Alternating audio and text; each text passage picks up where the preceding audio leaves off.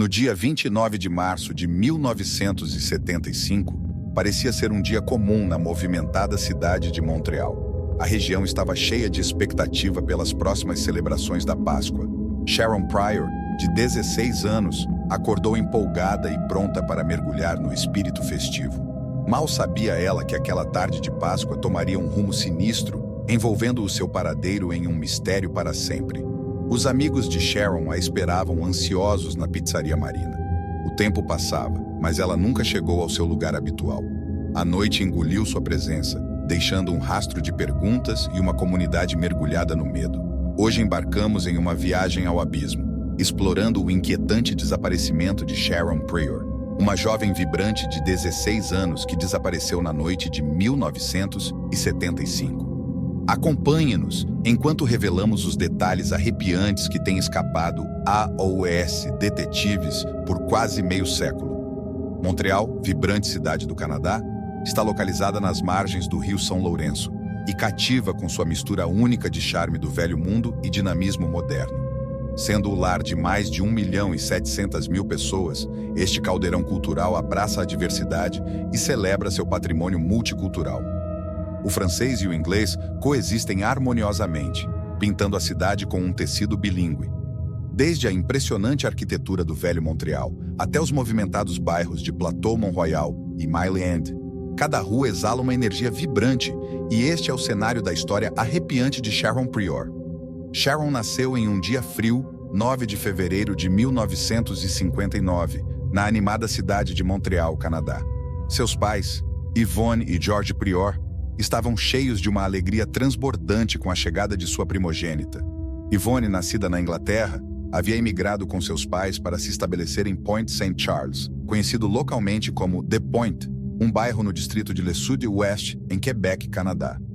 Foi lá que conheceu George, um soldado dedicado das Forças Armadas canadenses. Apesar de sua devoção ao dever, o amor interveio e sua conexão se transformou em casamento. Eufóricos com sua união, Yvonne e George aguardavam ansiosamente a chegada de seu primeiro filho. Sua expectativa atingiu o auge no aniversário de Sharon, quando deram as boas-vindas a uma linda menina em suas vidas. O rosto inocente e o sorriso radiante de Sharon trouxeram imensa felicidade aos corações de seus pais. Mas o destino tinha algo mais reservado para a família Pryor. Um dia antes do segundo aniversário de Sharon, no 8 de fevereiro de 1961, Yvonne deu à luz as gêmeas Doreen e Maureen. Aos olhos da pequena Sharon, elas eram o melhor presente de aniversário que ela poderia ter desejado. No entanto, a vida está cheia de altos e baixos, e em 1962, George recebeu ordens de transferência que desarraigariam a família de Point St. Charles para Manitoba. Em seu novo ambiente, a família Pryor deu as boas-vindas a seu membro mais jovem, George Jr. Mas, infelizmente, até mesmo os laços mais fortes às vezes se desgastam. E em 1965, Yvonne e George decidiram se separar. Yvonne, agora uma mãe solteira resiliente, retornou ao seu querido Point St. Charles. A decisão de Yvonne de retornar a Point não foi arbitrária. Foi uma escolha deliberada, baseada no amor e na praticidade. O bairro, com seu custo de vida acessível e sua comunidade unida, prometia um refúgio seguro para que seus filhos prosperassem. Desde cedo, Sharon mostrou uma natureza gentil e carinhosa que se estendia ao mundo ao seu redor. Os animais encontravam conforto em sua presença, pois ela frequentemente acolhia animais de rua e cuidava deles até que se recuperassem. Suas irmãs gêmeas, Doreen e Maureen, frequentemente lembravam dos sonhos de Sharon de se tornar veterinária. Inicialmente reservada, Sharon descobriu uma comunidade acolhedora que a abraçou. O clube de meninos e meninas lhe proporcionou um espaço onde seus interesses floresceram, especialmente através de sua participação ativa no hóquei de salão e em atividades artísticas. No meio da adolescência, Sharon encontrou conforto na presença de um jovem chamado John. Sua história de amor tinha um toque de destino, pois John havia tido uma paixão secreta desde os dias da quarta série. Com o tempo, sua amizade se aprofundou e floresceu em um romance profundo.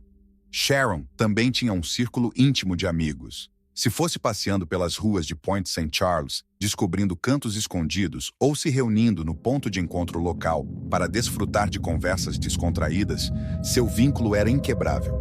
Através de tudo isso, Sharon permanecia com os pés no chão e valorizava sua mãe, Yvonne, que havia se dedicado desinteressadamente ao bem-estar de seus filhos. Sharon reconhecia os sacrifícios que sua mãe havia feito e apreciava o amor e a orientação incalculável que ela lhes proporcionava. Na véspera da Páscoa, no sábado, 29 de março de 1975, o dia de Sharon Pryor, de 16 anos, se desenrolou com uma sensação de antecipação. Quando o relógio marcou 1 da tarde, Sharon havia começado seu fim de semana de Páscoa, completando sua rotina matinal. Tomou café da manhã, se lavou, se vestiu e arrumou sua cama. Enquanto isso, sua mãe Yvonne saiu para fazer algumas compras de última hora para o jantar de Páscoa. Jojo, o irmão de 11 anos de Sharon, e Steven, o menino adotivo de 4 anos, ainda estavam ansiosos para procurar ovos de Páscoa. Sharon queria tornar o dia especial para eles.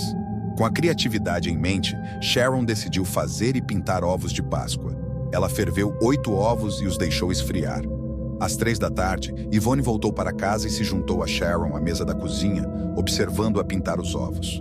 Sharon perguntou se a tinta secaria a tempo para o dia seguinte. Yvonne sugeriu pintar metade dos ovos nas xícaras e terminar o resto mais tarde. Por volta das 3h45 da tarde, Sharon percebeu que era hora de pegar sua jaqueta no Clube de Meninos e Meninas. O Clube de Meninos e Meninas oferecia a oportunidade para que as crianças jogassem uma variedade de esportes, desde basquete até hóquei, sem custo algum para as famílias. Quando começou em 1952, a associação consistia em 2 times formados por 30 ou mais crianças, e cada criança recebia uma jaqueta verde de Léo, que ganhavam vendendo bilhetes de rifa. Sharon havia vendido bilhetes suficientes para obter sua própria jaqueta. Empolgada, pediu a Yvonne se poderia levar Steven com ela. Yvonne concordou, e eles foram. Lá fora, sua amiga já a esperava na calçada. Gentilmente, ela se ofereceu para acompanhar Sharon em seu caminho até a pizzaria Marina, mas Sharon educadamente recusou, apreciando o gesto mesmo assim.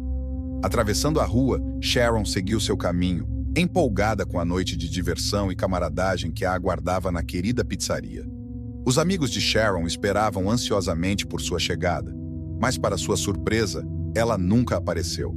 Supuseram que ela tinha acompanhado John e os outros garotos, com quem costumavam sair para um jogo de hóquei.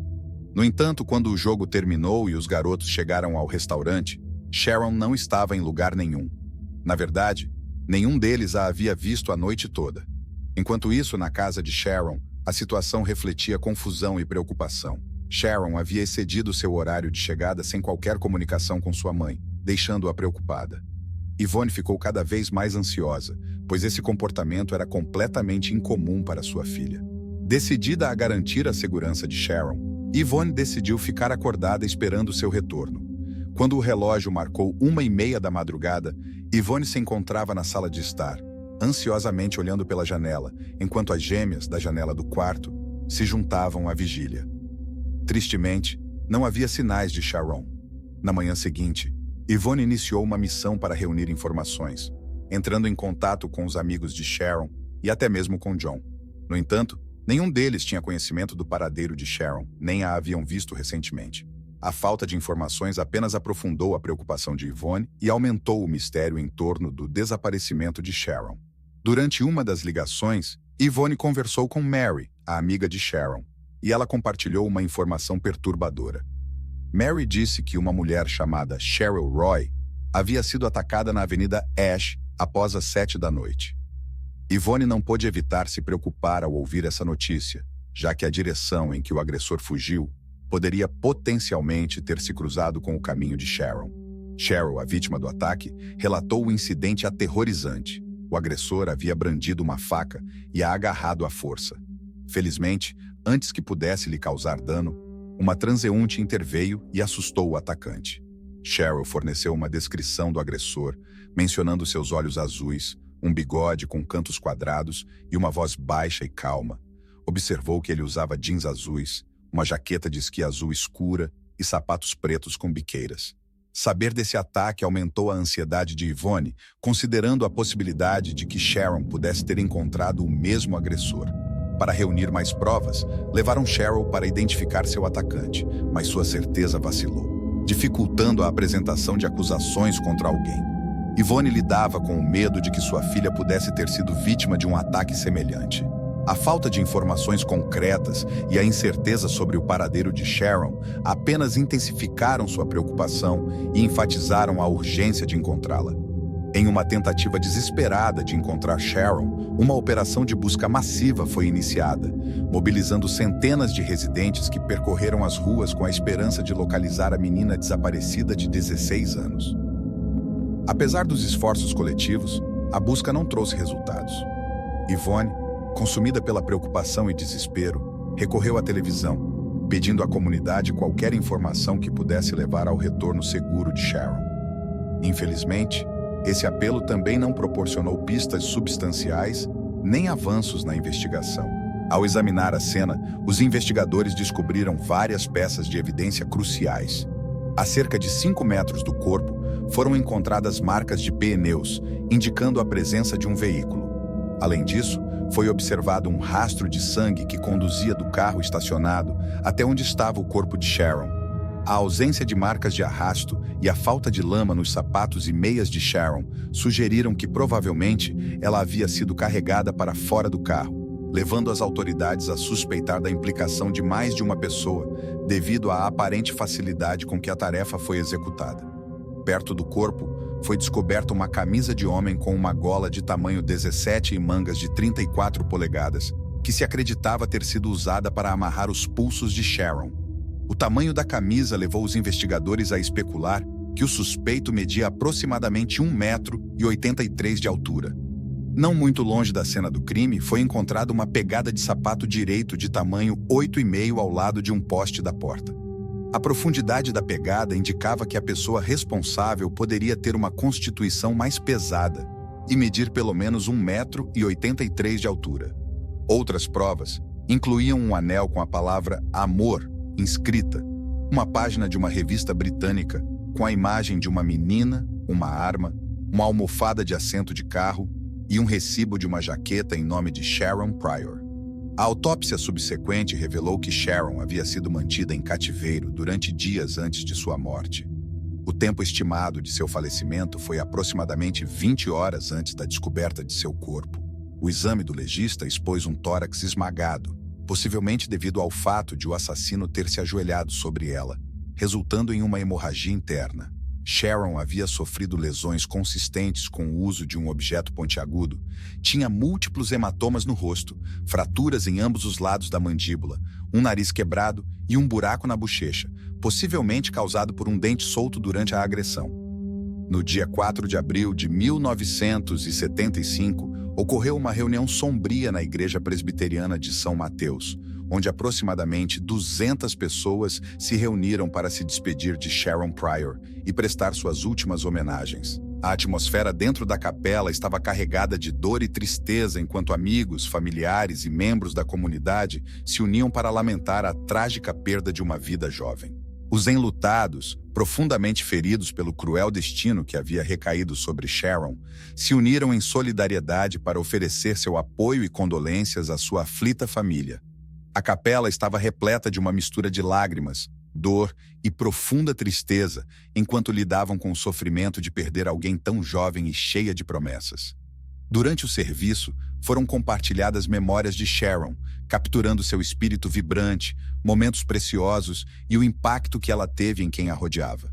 O tributo serviu como um lembrete comovente do vazio deixado por sua partida prematura. Ao colocar Sharon para descansar, o peso da tragédia e do ato de violência sem sentido que tirou sua vida pairava pesadamente no ar. Após o registro do relatório de pessoa desaparecida, a investigação sobre o sequestro e assassinato de Sharon foi iniciada pelos sargentos detetives Jacques Dutrisac e Renaud Lacombe, do Departamento de Polícia de Longueuil. Os detetives desenvolveram a teoria de que o assassino havia conduzido o veículo até o campo e deixado o corpo de Sharon ali. Acreditavam que o assassino havia retornado ao veículo para recuperar os jeans e a roupa íntima de Sharon, que foram encontrados em diferentes locais no mesmo dia em que seu corpo foi descoberto.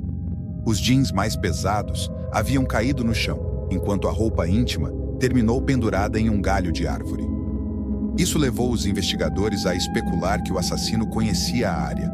O campo onde o corpo de Sharon foi descoberto pertencia a um apicultor e geralmente estava fechado com cadeado. No entanto, o cadeado havia sido deixado desenganchado, permitindo que o assassino dirigisse seu veículo sobre o solo congelado.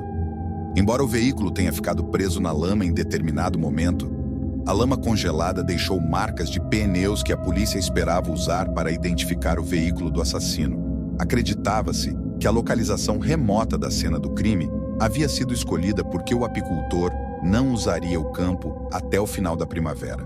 Parecia que o assassino esperava que o corpo de Sharon permanecesse sem ser detectado no campo congelado por um período prolongado. Com base nas evidências, a polícia suspeitava da implicação de mais de uma pessoa no sequestro e assassinato de Sharon. Encontraram um rastro de sangue que levava das marcas dos pneus até onde o corpo de Sharon havia sido jogado. Como não havia lama nos sapatos de Sharon, deduziu-se que ela havia sido carregada por toda a distância de quase 5 metros, possivelmente por 2 pessoas. Uma teoria considerada pelos detetives era que Sharon havia aceitado uma carona de alguém, possivelmente um caminhoneiro que passava, em seu caminho até o restaurante e havia sido atacada e deixada no campo. Outra teoria propunha que Sharon havia sido sequestrada e mantida em cativeiro por 3 dias antes de ser assassinada e seu corpo descartado. Greg McCrary, um perfilador que havia trabalhado com o FBI, dedicou seus esforços ao desenvolvimento de teorias sobre o caso de Sharon Pryor. Através de sua análise, McCrary formou várias conclusões sobre o agressor. Ele acreditava que o perpetrador era uma pessoa jovem, possivelmente na casa dos 20 anos, que provavelmente residia na área local com seus pais. McCrary também postulou que este não teria sido o primeiro crime do agressor. Ele provavelmente tinha experiência anterior. McCrary explicou que os sádicos geralmente procuram vítimas submissas dentro de seu círculo social. Inicialmente, parecem gentis e encantadores, particularmente com mulheres jovens e vulneráveis. Com o tempo, tornam-se cada vez mais exigentes, exercendo controle e recorrendo a comportamentos degradantes e violentos. Quando não têm mais vítimas submissas disponíveis, podem recorrer a acompanhantes ou pessoas conhecidas por serem estranhas ou violentas. Quando até mesmo essa via se esgota, recorrem a caçar estranhos. Com base em sua análise, McCrary aconselhou a polícia a investigar indivíduos com antecedentes de prisões menores por violência doméstica ou solicitação, pois poderiam se enquadrar no perfil do assassino de Sharon. Também destacou que o agressor na rua, que usou uma faca para tentar sequestrar Sharon, carecia de habilidades interpessoais fortes. Isso indicava que o agressor sabia que não poderia manipulá-la com artimanhas sofisticadas e, em vez disso, recorreu à violência. As feridas encontradas no rosto de Sharon sugeriam ainda que seu assassino carecia das habilidades necessárias para manter o controle, o que o levou a depender da violência. McCrary concluiu que, como o sequestro parecia ter sido cometido por um estranho, o perpetrador provavelmente seria classificado como um criminoso em série. Os assassinos em série dessa natureza raramente cessam suas atividades por conta própria, o que torna crucial a realização de uma investigação agressiva para levar o assassino à justiça. O Departamento de Polícia de Longueuil, lidando com a investigação do brutal assassinato de Sharon Pryor, tinha preocupações de que sua trágica morte pudesse estar relacionada aos assassinatos de outras meninas. Um desses assassinatos foi o de Norma O'Brien, uma menina de 12 anos que foi encontrada sem vida em um campo perto de Châteauguay no verão anterior. Norma havia sofrido agressões e mutilações e, assim como Sharon, morreu por asfixia. Aproximadamente 1 ano depois, o desaparecimento de Debbie Fisher, de 14 anos, intensificou as preocupações da polícia. Debbie havia saído de bicicleta da casa de seu tio com a intenção de chegar à casa de sua família, a apenas 10 minutos de distância. No entanto, nunca chegou, o que provocou uma investigação imediata por parte das autoridades. Seu desaparecimento ocorreu perto de onde Norma O'Brien havia desaparecido no ano anterior. Tragicamente, o corpo sem vida de Debbie Fisher foi descoberto em um carro abandonado na floresta. Ela havia sido brutalmente espancada com uma pedra. Enquanto o caso de Sharon Pryor permanecia sem solução, houve um avanço na investigação do assassinato de Debbie Fisher. A polícia conseguiu prender um suspeito, um menor que tinha apenas alguns anos a mais que Fisher. Devido a uma proibição de publicação, o público teve a identidade do assassino restrita, sendo referido apenas como MX. O perpetrador cumpriu sua pena na prisão, mas foi liberado. A conexão inquietante entre esses casos trágicos sublinhava a profunda preocupação dentro da comunidade e das forças de segurança sobre a possível existência de um assassino em série operando na área. Apesar de terem entrevistado 38 pessoas em relação ao caso, incluindo suspeitos como Frank Daly, também conhecido como Jerry Moore, o gerente da pizzaria, e várias pessoas associadas a ele, bem como o apicultor Jacques Beltran, seu coproprietário Roger Augury e Raymond Ahmed, o dono da propriedade adjacente, a polícia não conseguiu reunir provas suficientes para apresentar acusações contra ninguém. Mesmo os amigos próximos e o namorado de Sharon foram entrevistados, mas nenhuma pista significativa emergiu dessas investigações. Com o passar do tempo, as pistas se esgotaram e as informações deixaram de chegar. Apesar da confiança dos detetives nas provas coletadas, o caso esfriou como gelo, deixando o assassinato de Sharon sem solução. No ano 2000, Yvonne escreveu uma carta à polícia solicitando uma revisão de novas pistas e provas, no caso de Sharon Pryor. Yvonne esperava que os avanços na tecnologia pudessem lançar uma nova luz sobre a investigação. No entanto, seu pedido foi negado uma semana depois, já que a polícia havia descartado a maioria das provas em 1995. Essa notícia deixou Yvonne se sentindo magoada e angustiada, mas ela persistiu em pedir à polícia que localizasse as roupas de Sharon, que felizmente haviam sido preservadas. As roupas foram analisadas e a polícia obteve uma amostra de DNA que não correspondia ao de Sharon. Em julho de 2004, a polícia recebeu uma pista sobre uma garagem onde Sharon poderia ter sido mantida em cativeiro. A garagem estava localizada atrás de um prédio de apartamentos e a esperança era encontrar algum DNA de Sharon para continuar com a investigação. 3 amostras foram coletadas, mas infelizmente nenhuma delas correspondia ao de Sharon, nem ao perfil de seu assassino. Uma atualização em 2012 envolveu um doador anônimo que aumentou a recompensa para $10 mil e estabeleceu uma linha telefônica dedicada para receber pistas. Esse desenvolvimento gerou especulações entre o público, sugerindo que havia surgido uma nova informação. Outra via explorada foi uma sessão de hipnose realizada na mulher que salvou Cheryl Roy, com a esperança de extrair detalhes adicionais daquele dia fatídico. Após a sessão, a polícia mostrou várias fotos e um homem se destacou para ela. O homem em questão era William Patrick Fife, um assassino em série canadense condenado, responsável pela morte de 5 mulheres em Montreal, embora tenha afirmado ter matado até 9. O primeiro assassinato conhecido de Fife ocorreu em 1979, o que não coincidia com o caso de Sharon em 1975. Não havia provas que ligassem Fife a Sharon Pryor, e não estava claro se a polícia havia comparado o DNA ou investigado a fundo essa pista. Ao longo dos anos, investigadores amadores tentaram vincular o assassinato de Sharon a outros e apresentaram supostas confissões. Uma dessas confissões é mencionada no livro The Hard Road, de Peter Edwards, que faz uma breve referência ao assassinato de Sharon e envolve um membro do clube de motociclistas Satan's Choice de Montreal chamado Mike French. No entanto, essas alegações e suspeitos permaneceram como especulações, e nenhuma evidência definitiva surgiu para apoiá-las. Apesar das especulações e das várias pistas exploradas ao longo dos anos, o caso de Sharon Pryor continuava sem solução, deixando sua família e a comunidade em busca de respostas e de um desfecho. Entre julho e agosto de 2019, amostras de DNA do suspeito na cena do crime, incluindo amostras das roupas de Sharon Pryor, foram enviadas para o Parabon Nanolabs, uma empresa sediada em Reston, Virgínia, que desenvolve nanopartículas terapêuticas e oferece serviços de fenotipagem de DNA para organizações de aplicação da lei. O objetivo era obter um resultado de previsão a partir da amostra de DNA, e o resultado da previsão correspondia a um homem de pele clara ou muito clara, olhos verdes ou avelã, cabelo castanho e propenso a ter sardas.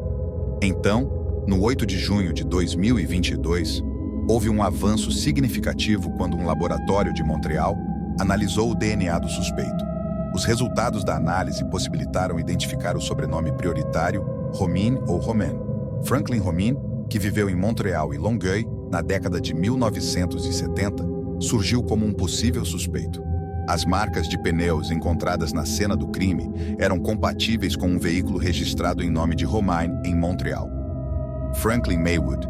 Romain tinha um extenso histórico criminal nos Estados Unidos e havia tido encontros com a polícia de Montreal. Amostras de DNA foram obtidas dos 2 irmãos vivos de Romain, que voluntariamente as forneceram à polícia da Virgínia Ocidental. Ambos os irmãos testemunharam que acreditavam que seu irmão havia cometido o assassinato. As fotos familiares mostravam Romain como um homem alto, com cabelo castanho avermelhado e bigode. Infelizmente, Romain faleceu no Canadá em 1982 e foi enterrado na Virgínia Ocidental. A polícia tem fortes razões para acreditar que Romain é o suspeito no caso de Sharon Pryor. Ele vivia em Montreal na época do crime, conhecia a cena da abdução e correspondia à descrição da testemunha. Além disso, a análise de DNA indicou uma conexão entre o DNA encontrado na cena do crime e a família Romain. Romain também correspondia à descrição do homem que tentou sequestrar Cheryl Roy à ponta de faca nas proximidades de onde Sharon Pryor desapareceu. Documentos apresentados no tribunal revelaram que um dos irmãos de Romain confessou que Romain havia tentado abusar de sua esposa. A análise do DNA da família Romain indicou uma alta probabilidade de uma conexão familiar com o DNA da cena do crime. Para investigar mais a fundo a possível conexão, o corpo de Romain foi exumado com o consentimento do tribunal, apesar da oposição de suas irmãs e 2 irmãos devido a crenças religiosas. No 8 de maio de 2023, o DNA dos restos mortais de Romain estava sendo analisado em um laboratório de Montreal e esperava-se que os resultados estivessem disponíveis aproximadamente no 22 de maio de 2023. O novo suspeito, Franklin Romain, não estava entre as mais de 100 pessoas previamente investigadas pela polícia em relação ao assassinato de Sharon Pryor. A identidade de Romain como suspeito foi uma surpresa para o advogado da família Pryor, Mark Bellemare. Embora não tivesse discutido o assunto com a família, Bellemare enfatizou a importância de obter informações adicionais em casos de pessoas desaparecidas ou assassinadas e expressou a esperança de que esse novo desenvolvimento trouxesse algum consolo à família Pryor. As provas e a investigação em andamento relacionadas a Franklin Romain e a possível correspondência de DNA trouxeram esperanças de obter respostas e justiça no caso não resolvido do assassinato de Sharon Pryor. Os amigos e a família de Sharon Pryor foram profundamente afetados por seu trágico assassinato e compartilharam seus pensamentos e memórias sobre ela. Yvonne Pryor, a mãe de Sharon, que ainda vive no bairro de Point St. Charles, enviou uma mensagem poderosa através de um amigo, instando todas as mães a cuidar e amar suas filhas. Yvonne Pryor compartilhou seus sentimentos com a mídia e expressou sua esperança duradoura de que um dia encontrariam a pessoa responsável. Ela falou da natureza amorosa de Sharon, dizendo: "Todos a queriam. Ela era maravilhosa e você queria tê-la por perto." A irmã de Sharon, Doreen Pryor, refletiu sobre a perda e se perguntou como teria sido a vida de sua irmã. Questionou quem Sharon teria se tornado, especulando se teria seguido uma carreira como veterinária, uma profissão pela qual havia demonstrado afinidade. A irmã gêmea de Doreen, Maureen Pryor, expressou sua determinação de enfrentar o assassino de Sharon e desvendar a verdade. Manifestou seu forte desejo de conhecer a identidade do perpetrador, bem como os detalhes do incidente, enfatizando sua necessidade de respostas sobre quem, o que, quando e onde. A família Pryor, amigos e a comunidade em geral esperam por respostas há quase meio século, aguardando justiça e desfecho no caso de Sharon Pryor. Embora o recente avanço traga uma centelha de esperança, é um lembrete da dor duradoura e da importância de encontrar a verdade em nome da memória de Sharon e daqueles que a amavam.